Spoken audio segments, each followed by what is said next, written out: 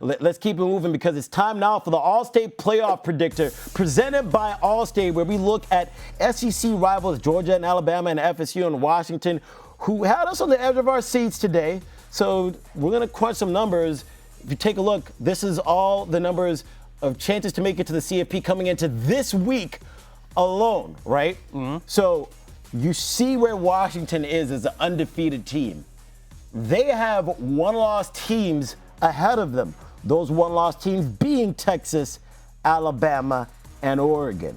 Right. At 38%, 40, and 41.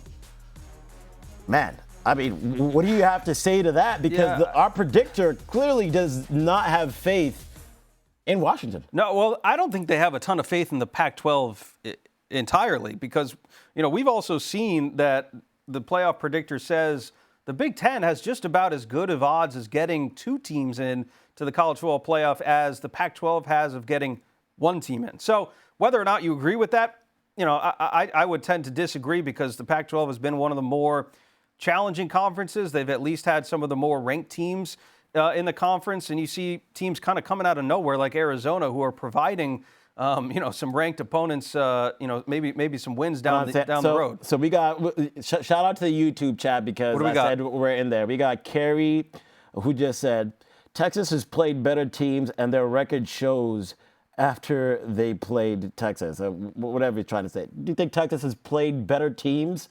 Than Alabama, than Oregon, and showing us that they're more of a dominant team than theirs to get that playoff spot? No, I don't. Sorry, Kerry. I disagree with you there, although I appreciate you tuning into the show. Look at Texas's wins and also look at the way they lost to Oklahoma. I don't necessarily see it, especially when you compare it. We talked about this earlier on the show.